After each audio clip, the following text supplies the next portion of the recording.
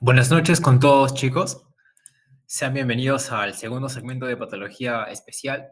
Las que ya han estado llevando conmigo saben más o menos ya cómo vamos trabajando. Primero vemos la clase y luego vemos algunas preguntas aparte. Astrid, que no está acá, me imagino que ya les habrá comentado que ustedes habían pagado por un conjunto, ¿verdad? Que eran las preguntas, ¿sí? Las preguntas casi al final de la unidad, ya cuando no falte mucho para su examen, que ahí vamos a agarrar de los mejores banqueos que podamos, como en la unidad pasada, y vamos a resolver puras preguntas. Pero en esta fase vamos a comenzar a ver todo lo que sea las teorías, las 4 teorías. Van a haber 2 teorías conmigo y van a haber 2 teorías con Jonathan. Así que para los nuevos es más que todo eso. Espero que disfruten mucho las clases. Ya saben que me pueden preguntar sin ningún problema y voy a estar muy encantado de responderles. Todo siempre con sinceridad, lo que sepa les voy a responder. Y si hay algo por ahí que nos quede en duda ambos, no importa, que tienen para preguntarme por privado y ya después yo les puedo responder sin ningún problema, chicas. O bueno, chicos, ahí. Perdón, hay un nuevo integrante. Jaime, si no me equivoco. Así que eso sería todo y ya podemos comenzar. Como saben, para los que no están presentes ahora, las clases de todas formas son grabadas y todos van a poder acceder a ellas, tanto los que han asistido y los que no. Así que esta clase, primero quiero que me confirmen algo. Tengo entendido que la sigue haciendo el doctor Palomino. ¿Estoy en lo correcto? Sí, esa es la clase que vamos a ver esta semana. Ya, perfecto. Entonces, por ende, las preguntas las va a seguir haciendo él. Y casi siempre te saca 2 o 3 preguntas de estas primeras partes, de todo lo que, de todo lo que tiene que ver con la parte genética, ¿sí? Así que vamos a la formación del sistema reproductor masculino. Tenemos el XX. Ustedes saben que cuando un espermatozoide, el espermatozoide del padre, tiene la carga XX, significa que el bebé va a tener un sexo femenino. Y si es XY, va a tener un sexo masculino. ¿Alguna vez han escuchado eso que mencionan que todos al principio nos formamos como mujeres? Pues tiene parte de razón. El gen XY, para diferenciarnos a los varones, va a generar la sustancia de factor determinante testicular, el TDF, que va a terminar formando a quienes, a los testículos, ¿sí? Así que vamos haciendo primero nuestro diagrama. Primero, ¿qué se libera? El TDF, el factor determinante testicular, que como su nombre menciona, determina la formación de los testículos. Ahora bien, en los testículos tenemos a las células de Sertoli, ¿sí? Que están acá adentro. Las células de Sertoli, saben que acá tenemos, a ver, acá las células germinales, que terminan formando en el centro, cuando van evolucionando, terminan formando a quiénes, a los espermatozoides, ¿no? Y estas están agarradas por quiénes, por las células de Sertoli, ¿sí? En los túbulos seminíferos. Y entre túbulo y túbulo, ¿quiénes están? Las células de Leydig. Las células de Leydig. Acuérdense, Sertoli adentro, Leydig afuera, entre los túbulos seminíferos, ¿no? Acá están las de Sertoli, acá alrededor, también las células germinales, ¿sí? Y afuera las células de Leydig. Entonces, las células de Sertoli lo que producen es el factor inhibidor mulleriano, lo que va a hacer que se evite la diferenciación en genitales femeninos. ¿Sí? Como se ve acá, el factor inhibidor mulleriano hace que se eviten los conductos de Müller. Los conductos de Müller, aquí cuando se forman, terminan deviniendo en lo que es el útero. Es por eso que es vital esta parte, porque si las células de Sertoli no hacen un buen trabajo, entonces no vamos a poder diferenciarnos como varones correctamente. Y gracias a estas es que se forman los conductos de Wolff. Los conductos de Wolff que van a terminar deviniendo, van a terminar ¿en qué? En todo lo que conocemos en el varón, ¿no? Van a terminar en la próstata, van a terminar en el pene, van a terminar en el escroto, van a terminar formando todo el aparato genital del hombre. Las células de Leydig van a producir justamente la testosterona, ¿sí? Porque la función de las células de Leydig es producir testosterona. Las células que están afuera producen testosterona, ¿para qué? Para formar los conductos de Wolff, que en otras palabras se refiere a la diferenciación, pero en genitales masculinos. Y de este pequeño párrafo de acá, yo les puedo sacar varias preguntas. Por ejemplo, ¿quiénes evitan que los hombres tengamos genitales femeninos? Las células de Sertoli.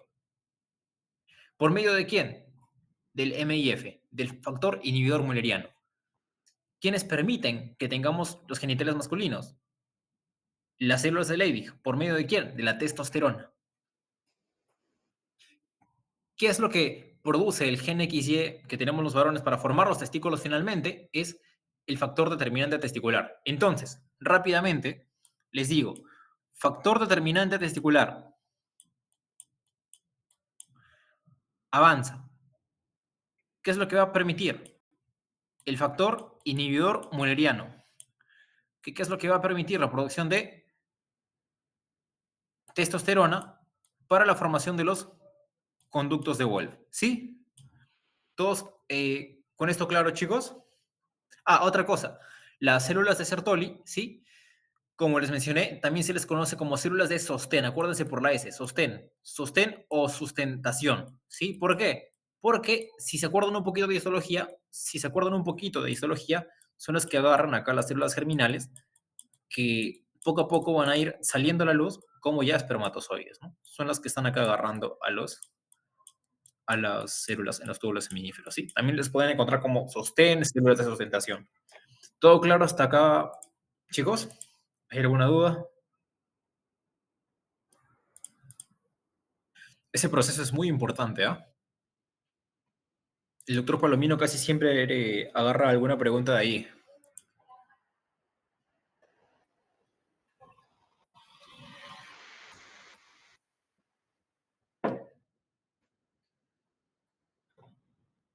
Bueno, como no hay ninguna pregunta, me imagino que todo está claro. Entonces, van pasando los meses y los testículos comienzan a descender.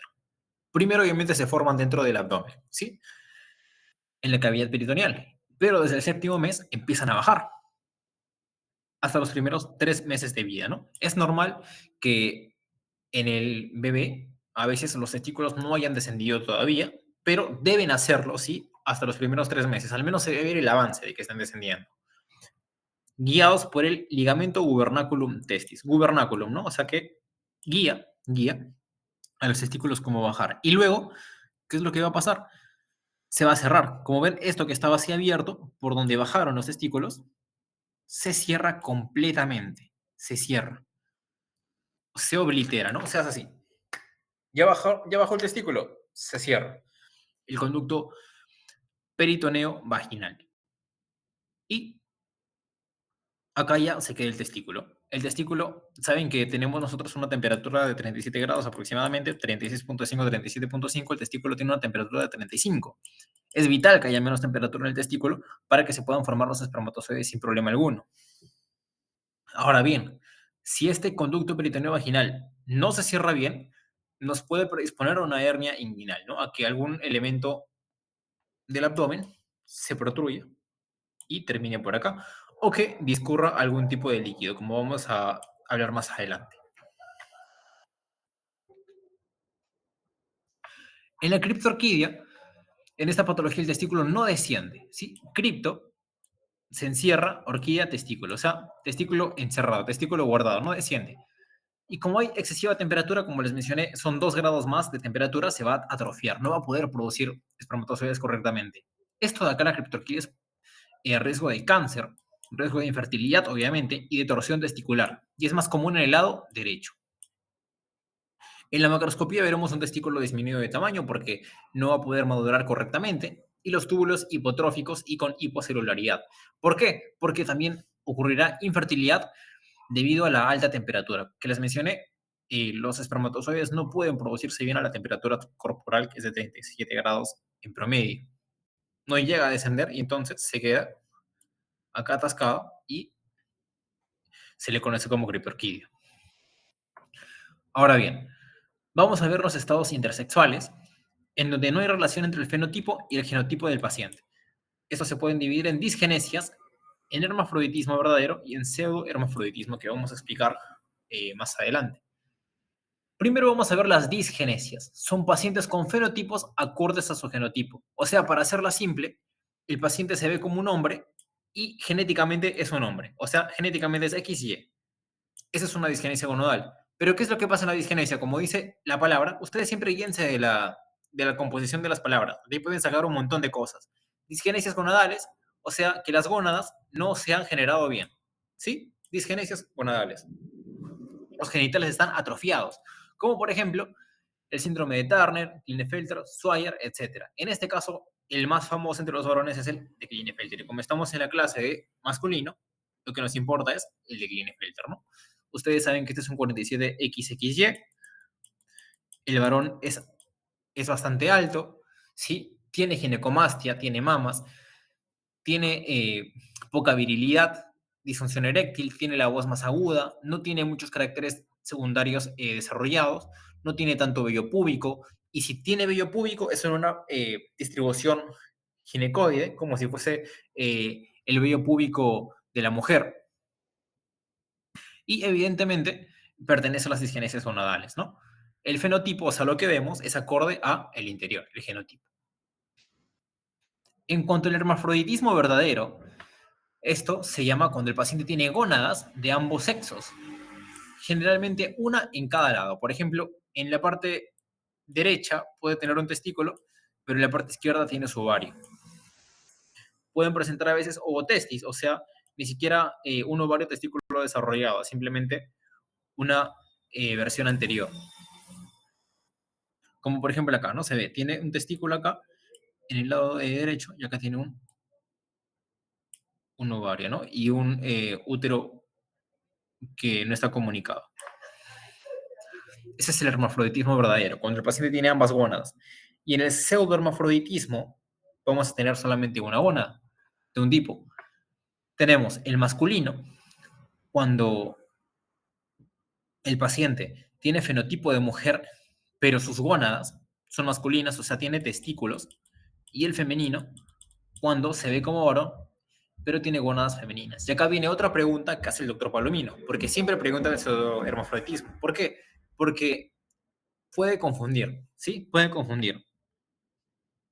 El pseudohermafroditismo, yo siempre les digo que ataquen a los nombres, porque cuando ven los nombres ya se pueden acordar de toda la patología. Pseudohermafroditismo, pseudo significa que no está bien hecho, ¿verdad? O sea, podemos decir que es falso. Pseudohermafroditismo, tómenlo como falso, o sea, es falso. Así que, en un pseudohermafroditismo masculino, ¿ustedes qué podrían pensar? ¿Que es un falso? Masculino es un falso hombre. ¿Qué significa que es un falso hombre? Significa que aparenta ser una mujer, aparenta ser una mujer, pero en realidad es un varón, ¿no? Por dentro tiene testículos. Tenemos el pseudohermafroditismo masculino y el femenino, ¿no? El pseudohermafroditismo femenino, que es como una falsa mujer también. Aparenta ser un varón, aparenta ser un varón, pero tiene ovarios. El pseudohermafroditismo se puede dar en varones, se puede dar por defectos en la formación de las células de Leydig, ¿sí? Que recuerden que eran las que producían testosterona, o insensibilidad a la testosterona. Y como hay insensibilidad a la testosterona, en este caso, el paciente, el bebé, solamente recibe estrógenos. Como tiene tanto estrógeno, estrógeno, estrógeno, entonces termina siendo una mujer prácticamente. Por una falla en la enzima alfa reductasa, ¿no? Que se debería encargar de procesar la testosterona. Así que, bueno, en todo caso, otra forma también de recordarles que el pseudohermafroditismo masculino es justamente un varón, o sea que los genes van a ser XY. De esa forma creo que lo pudieron recordar mejor. Si ven en el examen pseudohermafroditismo masculino, ustedes saben que este paciente tiene genes XY, pero fenotípicamente se ve como una mujer. Guíense de los genes. Si ven pseudohermafroditismo femenino, ustedes saben que sus genes son XX, su genotipo es XX, pero se ve como un varón. Y uno de los más famosos síndromes del pseudohermafroditismo masculino es el síndrome de Morris. El síndrome de Morris, o también conocido como el de la superhembra, es justamente un pseudohermafroditismo masculino. ¿Por qué? Por una mujer, bueno, un varón en este caso en realidad, que es como ven XY, ¿sí? Pero que tiene un defecto en la recepción de andrógenos. Por ende, esta persona solamente va a aceptar que estrógenos. Y por más que seamos varones, por más que seamos varones, si solamente recibimos estrógenos, nos vamos a terminar desarrollando como mujeres. Y más todavía si es de los bebés, imagínense. O sea, un feto ha, que no puede desarrollar no puede recibir andrógenos, solamente se nutre de estrógenos. Por ende, todo su cuerpo termina formándose en base a estrógenos. Tú ves por afuera al paciente, porque es hombre, genéticamente es hombre, y tú no puedes diferenciarlo de una mujer. No es que ni siquiera se vea con rasgos masculinizados, nada. Es completamente una mujer, porque toda su vida ha estado nutriéndose de estrógenos. La testosterona libre, como se aromatiza a estrógeno finalmente, resultando en no solo desarrollo de pechos, como dice acá, sino en todos los caracteres secundarios, ¿no? Obviamente no van a menstruar porque no tienen útero, pero incluso llegan a formar una vulva y una vagina, que obviamente es hueca, ¿sí? Pero la forman. Tienen las caderas, tienen los senos grandes, tienen la cintura de mujer, tienen una masa ósea de mujer, tienen rasgos faciales de mujer, pero tienen testículos, ¿sí? Les voy a poner un trocito de un capítulo de House, de hecho, que justamente presenta uno de estos síndromes, el síndrome de Morris. Les voy a poner un trocito para que vean, de verdad es un capítulo bastante interesante. Ese, capaz ya lo conozcan, es de una chica que es modelo y para hacerlo manipula bastante a todo su entorno, ¿no? Y bueno, yo les...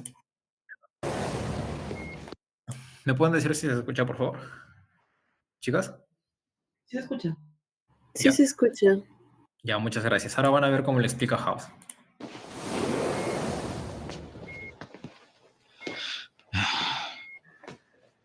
Encontramos un tumor. ¿Ella tiene cáncer? En teoría, no. Entonces no es cáncer. Sí, es cáncer, pero él tiene cáncer, sí. En su testículo izquierdo.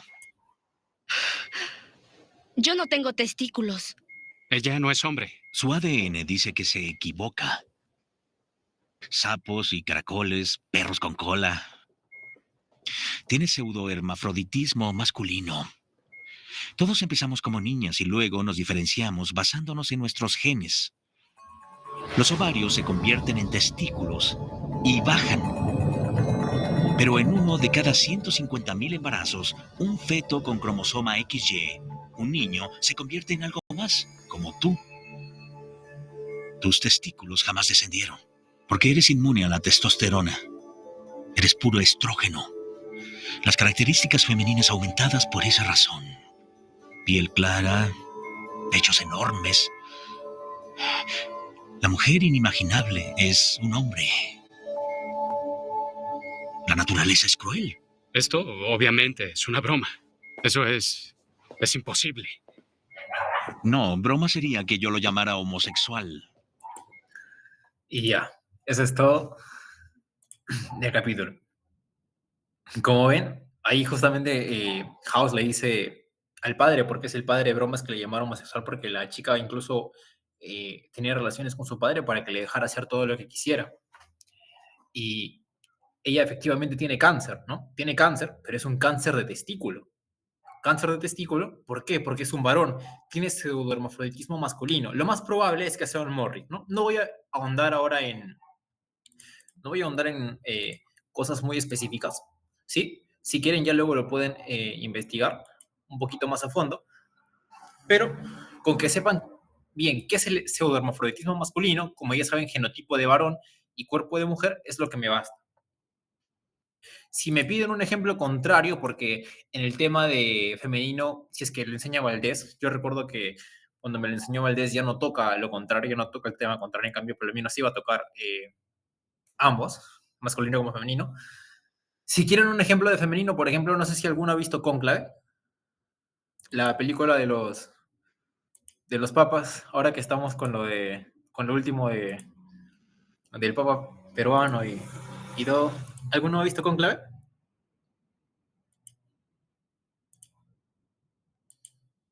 ¿No han visto Cónclave? No, ya, no puede ser. Ya, la cosa es que en Cónclave, bueno, no sé si hacerles spoiler, pero creo que mejor no les hago spoiler. La cosa es que ahí se menciona un caso de su hermafroditismo femenino, ¿no? Justamente lo contrario. Uno con genes de mujer y fenotipo de varón. Y justamente es algo similar porque también tiene un crecimiento normal, pero en este caso sería en el útero, ¿no? Cosa que los varones obviamente no tenemos. Y bueno, eso sería todo. Espero que hayan entendido muy bien esta parte porque muy fácilmente les van a preguntar sobre esto, ¿eh? Les digo que la probabilidad de que les pregunten sobre esto es muy alta, justamente sobre esta patología de pseudohermafroditismo. Y sobre la parte de formación también hay una probabilidad muy alta. Acá les estoy dando casi 2 fijas. Vamos a ver ahora la infertilidad. El hombre en promedio, por fisiología, el hombre en una eyaculación puede botar desde 1.5 a 5 mililitros de semen, ¿no? De espermatozoides. Los cuales tienen, ¿cuánto? Pueden tener de 100 a 300 millones de espermatozoides, ¿sí? Algunos con una cabeza y una cola, otros con una cabeza y 2 colas, otros con 2 cabezas y una cola, otros sin cabeza y una cola. Hay un montón de espermatozoides, pero la gran mayoría deben ser estos acá, ¿no? Los funcionales. Y en cuanto a la infertilidad, puede ser primaria, ya sea congénita, como por ejemplo, si les preguntan, podría ser por una disgenesia, ¿no? Por un Klinefelter. O secundaria, por enfermedades posteriores, por nuestros hábitos, como lo puede ser el alcoholismo, como lo puede ser el tabaquismo, como lo puede ser la obesidad. Por eso sirve el espermatograma, ¿sí? Muy común en cuanto a la fertilidad, evalúa la motilidad, la viscosidad, el número y el volumen del semen, ¿no? Menos de 15 millones de espermatozoides por mililitro, ¿sí? Se considera oligospermia. ¿Cuánto es lo normal? Por mililitro, lo normal, saquen la cuenta, ¿no? 5 mililitros, 300 millones, lo normal es aproximadamente 50 millones por mililitro. La azospermia, cuando ya hay muy pocos, puede ser obstructiva, o sea, cuando ya hay muy pocos o nada de espermatozoides, puede ser por obstrucción, por bloqueo de las vías espermatemáticas o vasectomía inclusive. La vasectomía es una causa muy común de azospermia.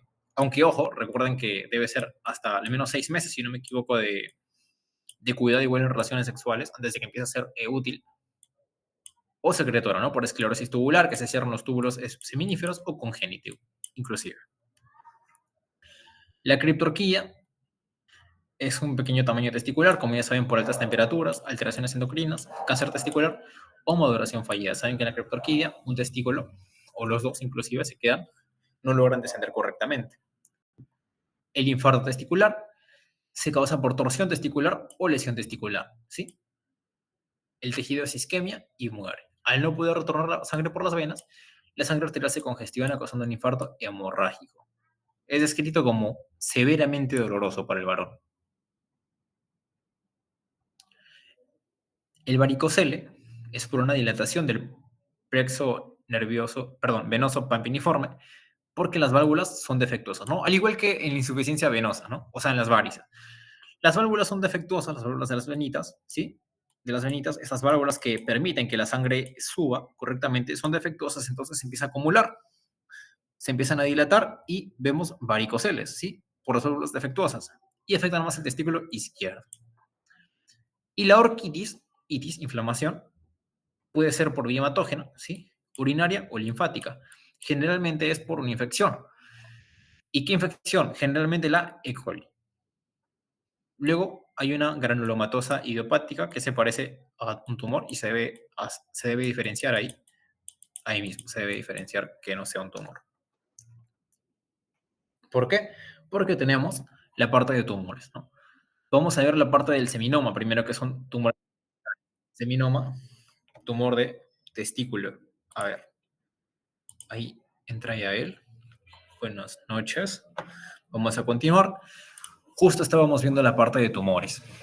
El seminoma abarca de 1 cada 3, 1 cada 2 tumores testiculares según el Robbins, ¿sí? Pero lo que tenemos decidido es que es el más frecuente, ¿no? Tumor más frecuente, seminoma de una. Es más común en el testículo derecho. Es más común en varones adultos, mayores de 40 años. Tiene tabiques fibrosados, como se puede ver acá, y células malignas que son grandes, poligonales. Pueden ser redondas, también pueden ser redondas como poligonales, ¿sí? Así con varios laditos, que tienen núcleos largos, ¿sí? Núcleos largos con citoplasmas claros, y por eso se les llama con forma de huevo frito. Así se describe en la diapo del doctor. Y también los tabiques fibrosos, no se olviden el seminoma. Luego tenemos a los tumores del estroma gonadal, que son más comunes en niños, ¿sí?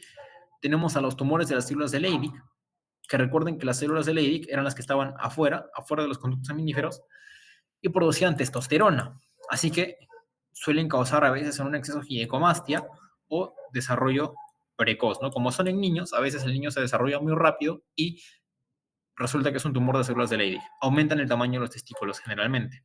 Aumentan en tamaño. Ya lo van a ver más a fondo en su clase de laboratorio. Pueden afectar a los Klinefelter. Los Klinefelter son los que más se van a ver afectados. Una de las patologías que más se van a ver afectadas, tanto con criptorquía, tanto con tumores del estroma gonadal, tanto como también con infertilidad.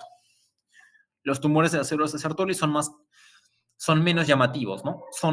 También hay un aumento del tamaño del testículo, pero no muestran tanta clínica. Luego tenemos a los tumores de la granulosa y finalmente los tumores indiferenciados, ¿no? Y acá ya vamos pasando un poco a la otra diapositiva donde vamos a ver un poco más los tumores malignos. En cuanto a las túnicas testiculares, tenemos al hidrocele, ¿no? La cavidad vaginal es este líquido, perdón, esta cavidad en donde las mujeres se suele formar justamente la vagina y finalmente la vulva, ¿no? Pero que en los varones es lo que les mencioné al principio de la clase que se debía cerrar. Acá, lo que se debe cerrar. Porque si no, predispone a hernias o a que drene el líquido ahí. Y es lo que pasa acá, ¿no? Que drena. Disculpa, ¿Sí? se colgó. Desde que empezaste con tumores de túnicas testiculares, se fue el volumen. Entonces no escuché bien lo que dijiste. Ya. Acá, ok.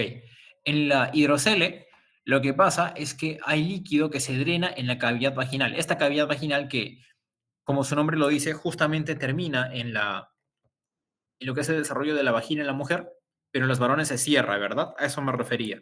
Luego regresé acá a la diapositiva y dije que en el caso del hidrocele se llena de líquido. Tenemos el no comunicante, donde no ha pasado por acá, y en el comunicante, donde el líquido justamente viene de acá mismo. El hematocele es lo mismo, pero con sangre. Tenemos el pseudotumor fibroso, por proliferación de fibras que pueden terminar esclerosando parte Una del testículo. pregunta. Sí. En la primera imagen que pusiste en la diapositiva 2, entonces, ¿esa imagen también sería una hidrocele? Claro, acá sería una hidrocele. Ajá. Ah, ok. Gracias. Dafne, ¿no? Sí. Una hidrocele. Sí. Acá estamos viendo una hidrocele, pues sería una hidrocele comunicante, ¿no? Acá ya he rayado, pero terriblemente. Ahí está, una hidrocele.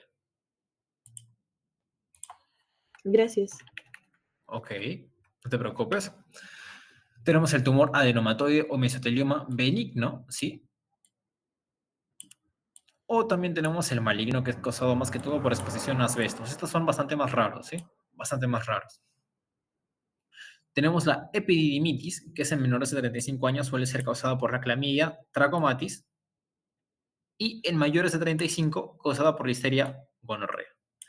Generalmente viene con una inflamación de toda la vía urogenital. Así que, primero vamos a preocuparnos por toda la vía urogenital, ¿sí? Vamos a preocuparnos por toda la vía urinaria. El paciente va a venir que se queja que no se puede orinar y demás, y ya luego recién vamos a enfocarnos en la parte genital como tal. Primero, más que todo, va a ser por la vía urinaria, ¿sí? Ese va a ser el problema principal. Y la prostatitis, que es más de lo mismo, ¿no? O sea, la próstata, es parte del sistema reproductor masculino, pero en sí el paciente va a venir quejándose por la parte urinaria. ¿Por qué? Porque no va a poder orinar. Incluso va a tener dolor al hacerlo. Más común en mayores de 50 años, causada mayormente por la E. coli. Si llega a ser crónica, ojo, o granulomatosa, acá vamos a pensar en TB. Por nuestro medio vamos a pensar en TB. Se inflama la próstata y entonces la orina no puede bajar. Vamos a tener disuria, ¿no? Que es dolor al orinar. Acá tenemos una diferenciación rápida de los tumores. Como ven, no es muy, no es muy grande en el aparato reproductor masculino. En el femenino sí vamos a ver más tumores, que lo van a ver conmigo también. Células de Leydig, tumor de células de Leydig, mucha producción de testosterona, de Sertoli. Acá no hay producción de algo en específico, ¿sí? Tenemos al seminoma, que es el más frecuente, ¿sí? En mayores de 40 años. Y luego tenemos el carcinoma embrional, al teratoma, que es una producción también de cualquier tipo de tejido, carcinoma testicular y tumores en forma de huevo, ¿no?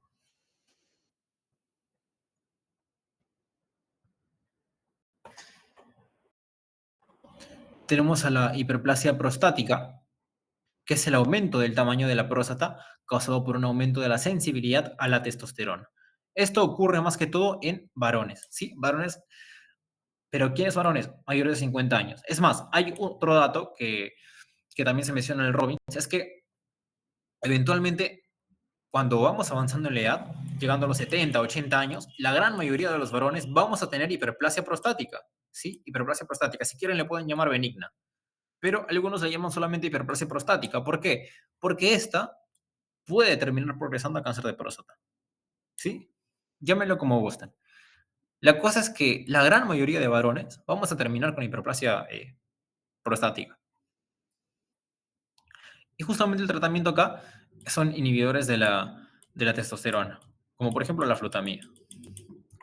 Lo que pasa, y lo que es curioso, e irónico también, es que en la hiperplasia benigna de próstata, como les mencioné, la sintomatología va a ser urinaria, o sea, el paciente va a venir por molestia urinaria.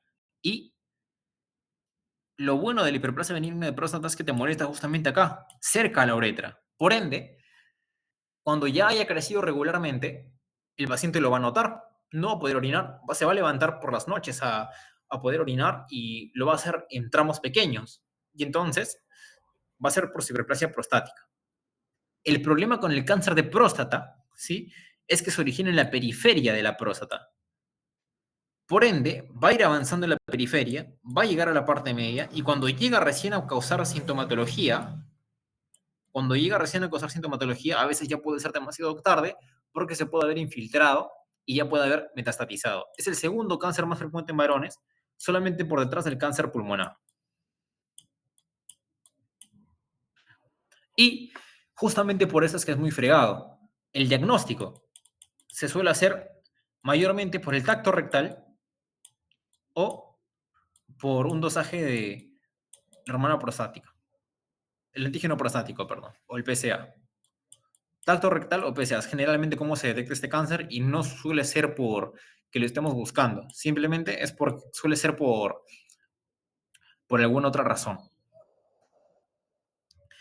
Tenemos también la escala de Gleason que nos menciona primero cuando las glándulas son uniformes y pequeñas, luego cuando hay más estroma, cuando se empiezan a ver márgenes infiltrativos, luego masas neoplásicas y finalmente solamente formaciones de glándulas ya más monstruosas. Y ya para acabar, en cuanto a las patologías del pene, vamos a ver a las fimosis, cuando no se puede retraer bien el prepucio del glande. Esta es regularmente común, la fimosis. No se puede. A ver, acá está el glande, acá está el prepucio y no se puede retraer. Lo normal es que se retraiga más que todo en la erección y no se puede. En la parafimosis es cuando se logra hacerlo, pero el prepucio estrangula al glande, lo cual tampoco es correcto, ¿no? No puede estrangular el glande. En la hipospadia, como pueden ver, la uretra termina en la cara ventral del pene, o sea, termina por acá. Empieza a acabar por acá, que es lo normal, acaba por acá. Y en la epispadia acaba por arriba. En la difalia hay doble pene. En la balanopostitis hay inflamación del glande y del prepucio inclusive. En el condiloma acuminado son verrugas en el glande causadas por VPH y 16 y 18, virus del papiloma 16 y 18, y son factores de riesgo para desarrollar cáncer. El carcinoma epidermoide, cáncer de pene, suele ubicarse en el glande o entre el glande y el falo, también en el prepucio. como se puede ver acá. ¿Sí? También hay patologías donde a veces tampoco hay pene. Afalia. ¿Hasta acá todo claro, chicos? ¿Hay alguna duda? Cuando no tienen el pene, ¿qué procedimiento se les hace? Esa es una muy buena pregunta, Dafne. Porque no pueden orinar, tengo entendido, sí, o ¿cómo harían? Cuando no tienen el pene, en todo caso, obviamente tienen que orinar, porque si no, imagínate, no es compatible con la vida con que no pueden orinar, así que ahí, si no me equivoco, lo que se les hace es una bolsita, ¿sí? Un procedimiento donde se conecta la vejiga, una bolsita exterior, para que por ahí pueda salir la orina, ¿sí? Obviamente, yo creo que más allá de lo vital, para un varón no tener sus genitales es algo bastante chocante, obviamente. Pero en cuanto a orinar, la solución suele ser esa, hasta donde tengo entendido, porque en cuanto a trasplante de pene, tengo entendido que no es algo que se pueda realizar fácilmente. Gracias. Ujú. Igual, de todas maneras, si es que tiene testículos, obviamente puede tener descendencia, ¿no? Ahora bien, ¿me podrían ayudar? Bueno, ¿hay alguna otra pregunta, chicos? Si es que no es así, podríamos empezar a desarrollar. ¿Todo claro, Ángela? Ya, muy bien. Entonces, podríamos empezar a desarrollar las preguntas. ¿Ustedes tienen alguna posible respuesta en estas acá?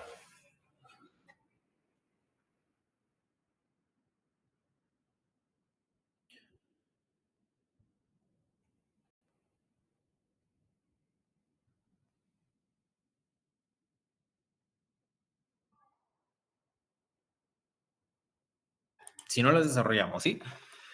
Nos dice, señalen una alternativa incorrecta. Nos dice, el factor inhibidor mulleriano, ¿sí? Bloquea el desarrollo de los conductos paramesofrénicos. La respuesta es verdadera, ¿verdad? Lo que nos permite va a ser formar los conductos ¿de quién? ¿Recuerdan de lobo? Acuérdense de lobo. ¿Wolf? De Wolf, muy bien, ahí está. Entonces es correcta, no es. Los conductos mesonéfricos de Wolf se inhiben activamente en el producto XX. Se inhiben activamente. No, ¿verdad? ¿Por qué? O sea, acá hay un pequeño juego de palabras, sino que en el XX lo que pasa es que se forman directamente los conductos de Müller, que no son los de Wolf. Entonces no es que se inhiban. Los conductos paramesonéfricos causan el desarrollo del útero en el producto XX, así es correcto. El factor inhibidor mulleriano es producido por las células sustentaculares, que son las células de Sertoli, ¿sí? Esta es correcta también.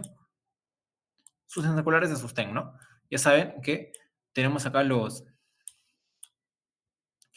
los conductos espermáticos en el testículo.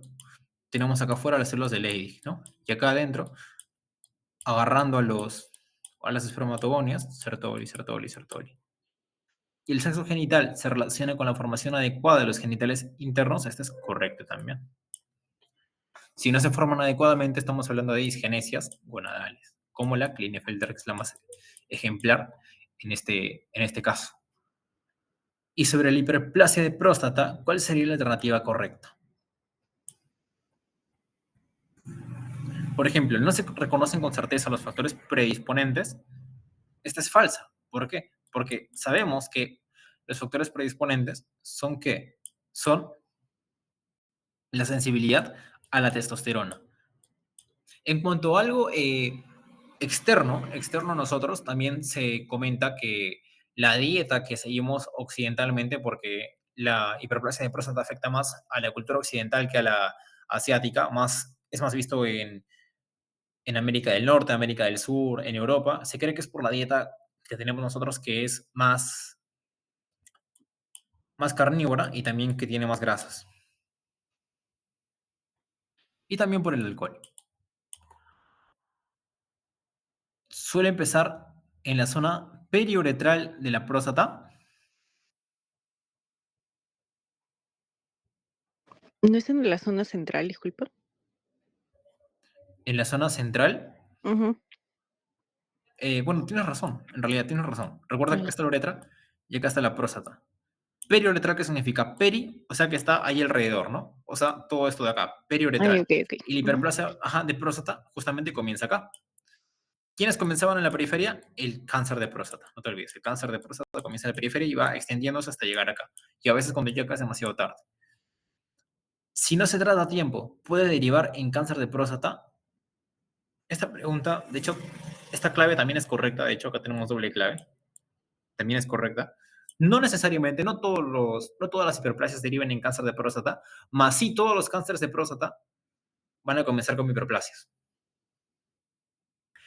Microscópicamente, persisten las células basales mioepiteliales. Ahí ya vamos a ver una pequeña transición, ¿no? Esto va a depender del inicio. No necesariamente va a ser siempre las células basales. Y puede presentar hiperplasia de linfocitos estromales, tampoco, ¿sí? Si bien es cierto, los linfocitos pueden estar ahí, a veces hiperplasiados. Generalmente, lo que van a, los que van a crecer van a ser las células de todo lo que respecta acá alrededor de la próstata.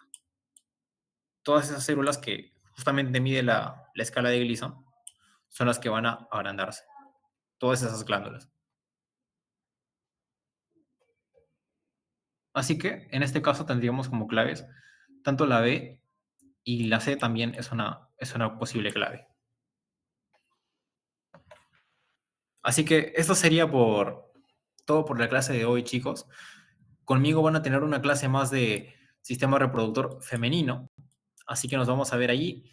Y recuerden que después de las 4 clases de la unidad, vamos a tener un repaso final ya de más preguntas, de pura pregunta, para poder ver más a fondo qué es lo que les puede venir en su examen. Más bien, si me pudieran pasar un banco de preguntas de la segunda unidad, si es que ya lo tuvieran, les agradecería demasiado para ir revisando las preguntas, ¿sí?